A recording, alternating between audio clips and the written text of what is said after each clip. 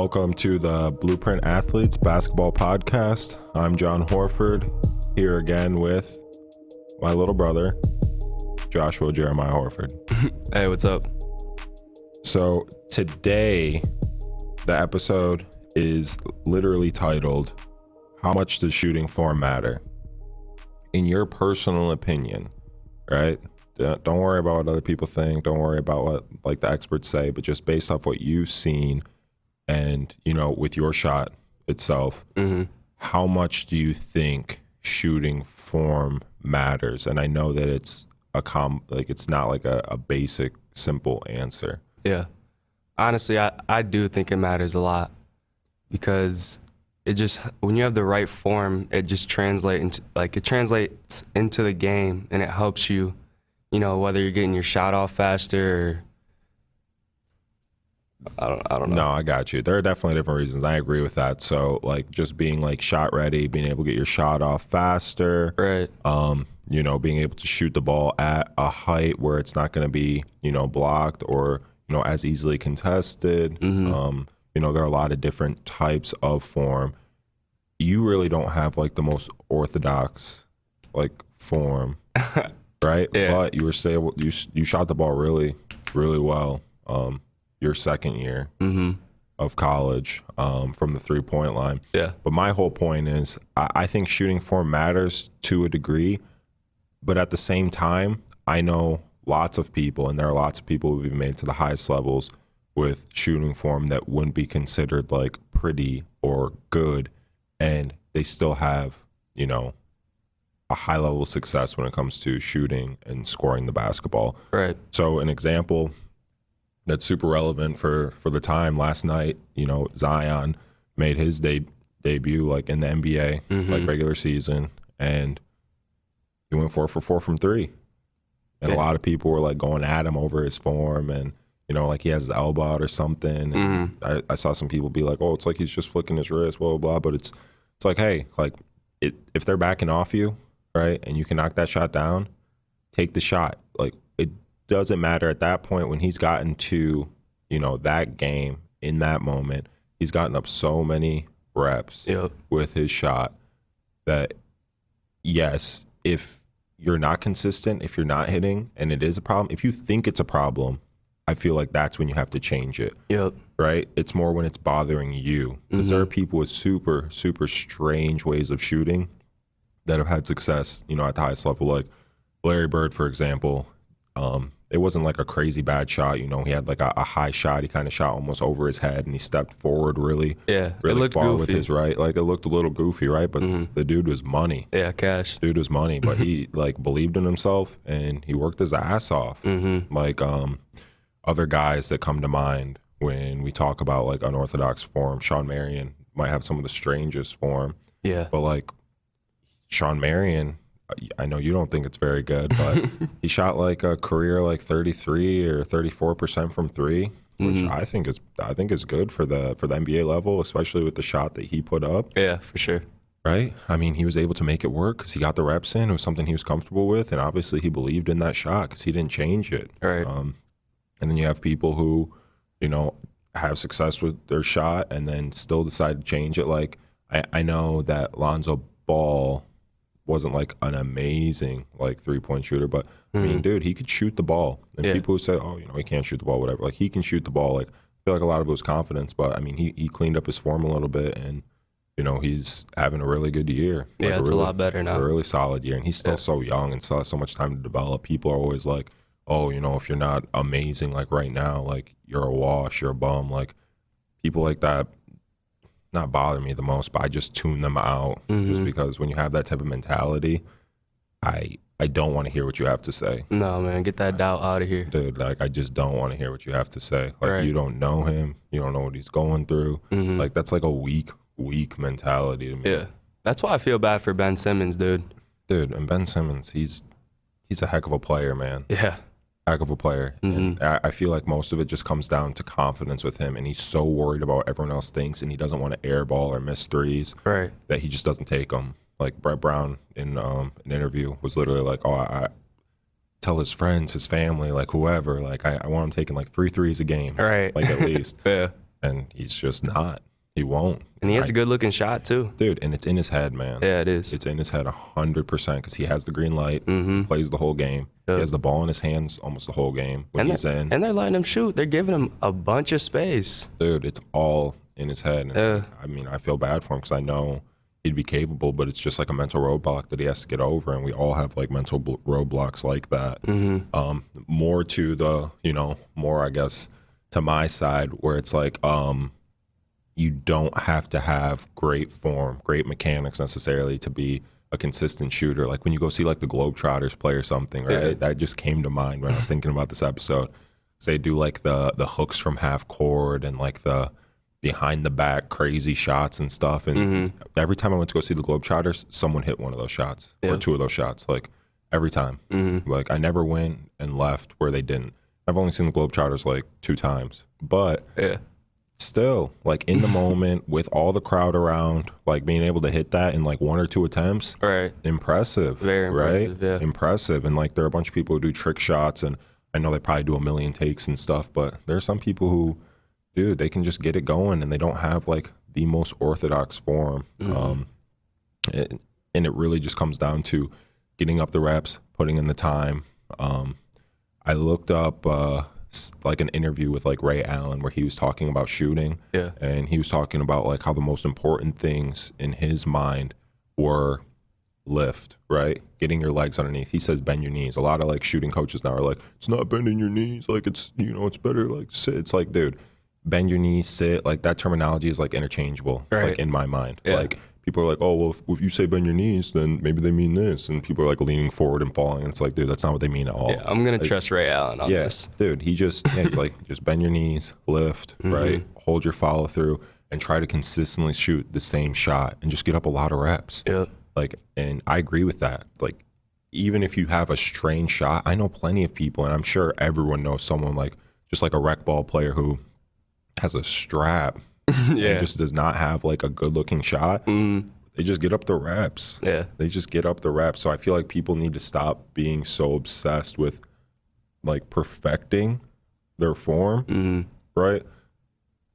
If you're not comfortable with your shot, you need to find something that you're comfortable with. So if you're not comfortable, you need to find a way of shooting that you are comfortable with. Right. But, right, until you get to that point, and once you get to that point, you need to rep it out. You need to rep it out. You need to put the time in, right? Stationary shooting, shooting on the move, whatever, like game shots from game spots at game speeds. Right? Definitely game speeds. You got to get used to that stimulus, right? Because it's hard to transfer, right? If you never move at game speed while you're practicing or beyond game speed, and then get into a game and try to do it with somebody contesting you, like very, very, very difficult. Very difficult. So when it comes to different ways of shooting, maybe the most famous in NBA history, while Shawn Marion, that we talked about earlier, might have like what's considered like the ugliest shot, even though he had success with it. Played in the league for like, I don't know, like 12 or 13 years, I believe. And, was a heck of a player. Right. But the most like, just you see it and you're just like, no way when they shoot. It has to be Rick Barry, right? Underhand free throws. 100%. Right? The granny shot, quote unquote, that, and I'm with Rick 100%. He went and said, so here, one sec. I wrote down some notes on that one just because there was like a study published in the journal, Royal Society Open Science, and it said that if you can control the release angle and speed, that chances of the ball going in are slightly higher with underhand free throws, because with an underhand free throw, the ball approaches the net from directly above, and the cross section of the target is large from the ball's vantage point, which is good because if the throw is close to being on target, it means that it has a very high percentage, like there's a very high chance of it going in. Right? But like anything, if you don't do it right and you don't have good form or good technique and put the time in, underhand free throws, super far right, super far left. Like short, I just went opposites, but if you're watching the video, I just went opposites. Like I went right, left. But so super far left, super far right. Directly off the glass, super short. Like you have to like put the time in. And it's funny because, the guy that I don't really, so I'm not the type of person like I don't really get starstruck. I don't Like, I'm not like, oh man, you know, like I would love to have that person's autograph or I need a picture of that person. Like, I've literally never done that before in my life, ever. But the one person when it comes to basketball that I like, just like reading about a lot, just because he's a mythical creature. Yeah. He shouldn't have existed. It wasn't right. Wilt Chamberlain. Mm-hmm. So in Wilt Chamberlain's 61-62 season, I believe, if I'm wrong, someone please correct me. That was the year he averaged like 50. He scored 100 points in a game that year. Mm-hmm. That season, Rick Barry convinced him, because he was shooting like 50% from the free throw line. Rick Barry convinced him to shoot underhand, right? And his percentage jumped from 50 to 61, which anyone who knows percentages when it comes to shooting in basketball knows that an 11% jump in anything is huge. Right. Mm-hmm. So it sounds like, 61, that's not very good. But it's like, dude, to jump that much in 1 year, if he had stuck with it, who knows how many more points he would have scored, right? He's still the NBA's all-time points per game scorer, right? He averaged numbers that were just impossible. His like lowest rebounding year was like 18 rebounds a game. And for his career, he averaged like 24. But anyway, going back to the underhand free throws, the game where he scored 100 and he made 28 free throws in a game, which I believe is still at least tied for first in NBA history. He shot those underhand. Yeah. When he made 28, he went 28 for 32. That's insane. He made them underhand. Yeah. And he said the only reason why he stopped shooting underhand, like I truly believe that he would have kept getting better and his percentages would have kept going up if he would have stuck with underhand. He said in his his autobiography that the only reason he stopped shooting underhand was because it made him feel like a sissy. Yeah, people were probably clowning him. Dude, and he probably felt weird doing it. Yeah. But Rick Barry, I respect Rick Barry so much because Rick Barry's like, dude, fuck you. Yeah. Like it works. Rick Barry led the NBA in free throw percent. He shot like 90% from the line underhand. Yeah. Like he was a super beast. impressive. Like, he's a beast. Like a lot of people are like, who's Rick Barry? Like Rick Barry's NBA legend, Hall of Famer, scoring machine, rebounding machine, and the dude just did not care. He did not care. He shot him underhand because he knew he could shoot him really well. Yeah, that's what worked for him. Right? Like Wilt probably would have averaged, because I think for his career he was like a 50% free throw shooter. If he could have kept it at 60 or even raised it, right? If he would have kept it with that, he would be solely by himself. Him and Michael are tied for like the highest like points per game in history. Wilt would have blown him away. For sure. Blown him away. Just because he's getting to the line, getting those free throws, and shooting at a high percentage, right? Yeah. Taking advantage of that. So literally him worrying about what other people think of him. This is the best player in the world at the time. This is a mythical beast who averaged over 50 points in a game. Or not in a game. He averaged over 50 points for a season. Sorry about that. For a season. Scored 100 in a game. Like if they were showing like on ESPN, and I don't know the exact statistic, but they were showing like the most like 40-point games in NBA history or something. It's like James Harden's in second, like he's blowing out the competition. They didn't even talk about Wilt, and it's just like over in the corner, it's like 100 something. Right, like, just like no one will ever even touch it. No one will touch it. It might even been 200 something. Like, no one's gonna touch it. Yeah, it's sad he gets disrespected as much as he does. He does, because they're like, oh, wrong time, blah blah blah, and I know we're getting off topic a little bit, but I mean, to be that tall and that athletic, and I mean, he was just a beast and super strong. Like I was watching like old interviews. Some of his old teammates were like, he's the strongest person probably to ever play in the NBA. Like, you don't understand how strong he is. Like, and Wilt wasn't allowed to do like the bully ball, like kind of like how Shaq was, like able to like hit you. Right. Like that's why he used to like do those little like overhand like finger rolls and all that type of stuff. I saw him in an interview talking. He said, dude, if I could just do what Shaq does, it's like I would have averaged 50 a game every season. For sure, dude. It's like, and it's just funny just because, you're right. He does get disrespected, but it's amazing. Like someone like that who statistically is the greatest. If we're just basing it on stats, he's statistically the greatest basketball player ever. Yep. And even he was too insecure to do something that was obviously benefiting him and his team. He was converting more when he was shooting underhand, but because of how it looked, he was like, I can't do it because it makes me look like a sissy. Like, so he's supposed to be like this man's man. All right. Right? It's crazy. Yeah, it's tough. It's crazy. So I'm going to ask you again. So what matters more? The mechanics or getting up reps? Definitely getting up reps. I guess I didn't ask that exact question. But No, you didn't, yeah, but it's okay. I didn't. Yeah, I asked what you thought or something like that in the beginning. But so you think that getting up the reps is more important? Yeah, I do.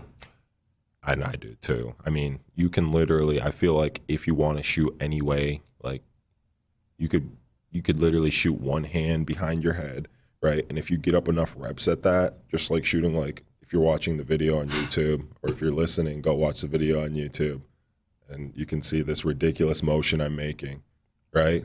But you can make shots. All right. Right? You can make shots almost any way, you know? And most people, good news for most people, you're never going to have to compete at the NBA level or at the college level. And you're just going to be playing for fun, right? With your friends in a men's league, in a Gus Macker 3-on-3 tournament. Like, just pick up. Like, you don't have to put like a crazy amount of pressure into like perfecting your shot. But if you want to get good, you want to get better, you want to put up bigger numbers because, you know, it helps you to be more competitive. It helps you to have more fun, right? Get up the reps versus trying to perfect a certain way of shooting. All right. Right? But like, if you're not comfortable, then change it up. Get comfortable. Right. Right. Yes. Find something you're comfortable with and rep it out. Mm-hmm. And rep it out. Right? Another thing that I wanted to touch on is just, you know, holding yourself accountable for that type of stuff. And, you know, how a lot of the kids that we've seen and we've trained and how far they've come with their shots, I wouldn't say any of them have like perfect form. No. Like just like Ray Allen form. But how many people have that? Like no one. Right. Very few people. But with the consistency and with like the increase in reps, like how many kids have we helped that literally couldn't shoot threes or couldn't shoot free throws or couldn't shoot jump shots at all? Yeah. And that now can like now hit them in games. Oh my God, a bunch of kids. Dude, Yeah. exactly. And it's mostly just the reps. Like we've changed a few kids' forms just because it was like detrimental. Yeah. Like literally. And they just didn't seem comfortable and they weren't comfortable. But dude, if you get up the reps, like it's crazy, you know, what can happen, All right. you know, with your shot.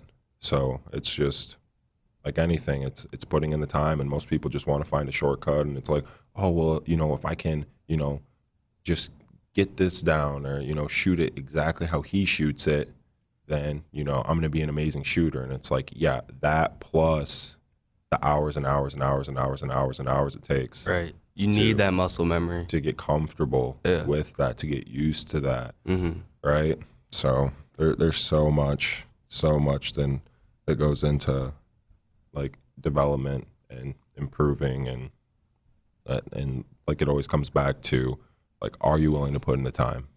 Are you willing to make it a priority? Yeah. Like, are you just saying that you want to get better, or do you actually want to get better? Because so many kids say that they want to get better. So many kids are like, you know, I'm willing to do whatever it takes, but literally won't even work hard for like a couple weeks before like giving up. So you gotta have the right mindset, man. Gotta have the right mindset. Gotta believe in yourself. Yep.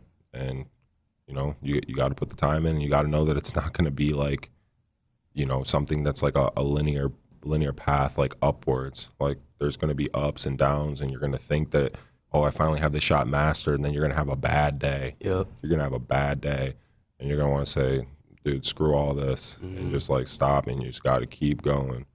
And that's normal for everyone. That's normal for everyone. Everyone goes through those bad days. So, yeah,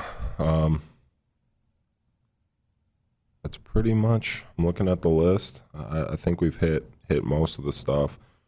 If you think we missed anything, or, you know, there's anything that you guys want to talk about, you can always reach us on Instagram at blueprint.athletes, or you could email us on our Gmail.